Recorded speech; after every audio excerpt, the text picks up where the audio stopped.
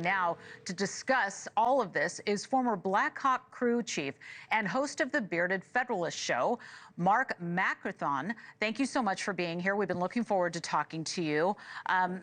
First, let's just start with what happened in D.C. What are the chances that it is a coincidence that two helicopter-related accidents, the tragedy in Philadelphia and the passenger jet mid-air collision with a Black Hawk in D.C., actually a plane and a Black Hawk, occurred back to back? What does it say about the safety of air travel for the public? A lot of people are very concerned. Was it weather? Is it all ATC?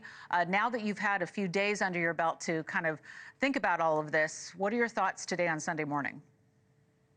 Good morning, Laura. Yeah, not related. Completely separate incidents. There's no relationship whatsoever. They're different airspaces entirely, different climate situations entirely, different aircraft entirely, different crews entirely. And so the relation to that is completely unrelated. Every show so far has had guests on that have said the truth, that this is the safest time in history for aviation. These incidents are tragic. They're terrible. They're terrifying for viewers and for people who fly and participate in this.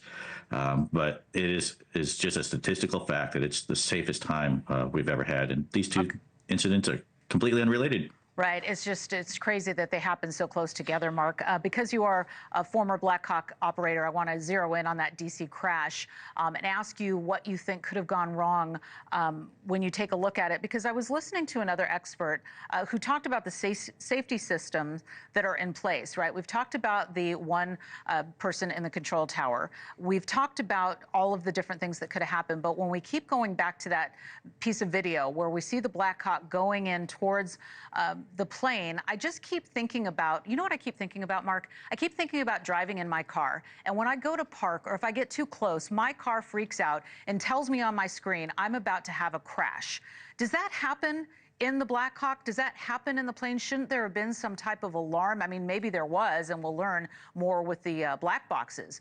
But that's something that I keep thinking about. What about you?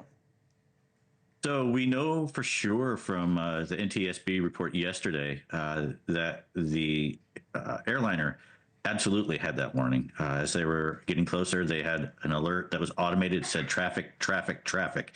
And then we find out that there was an attempt to gain altitude to pull up on that. So that aircraft absolutely had those kind of collisions, alert systems. I was retired in 2007. So the packages that are on the Black Hawks now were different from when I was there. But I can say that the radar systems that are designed to track weapon threats and incoming objects from that are different systems that would do airspace and obstacle avoidance. Sure, and I've heard that responsibilities in the Black Hawk is called a three-dimensional responsibility because we know that it sounds like they were wearing night vision, at least that's what we've been told so far, but the third dimensional responsibility of looking all around. Talk to us about what it's like at night being in a Black Hawk. Yeah, so the pilot's jobs are to fly the aircraft. The crew chief's job is airspace surveillance and obstacle avoidance. That's the job of the crew chief.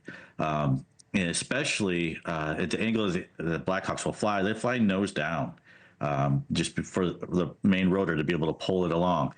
So the pilots are looking straight ahead, looking down, or even looking in the aircraft for the tasks and duties they have to do, where the crew chief is the only one that can be looking up, back, down, below. So they're the ones that really clear that airspace.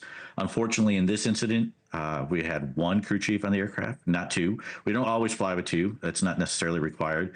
But there was only one, and unfortunately, he was on the opposite side of where this aircraft was coming from. And so he would have had no visibility of it. Thanks for watching. Go to joinnn.com to find NewsNation on your screen. And don't forget to click the red subscribe button below to get more of NewsNation's fact-driven, unbiased coverage.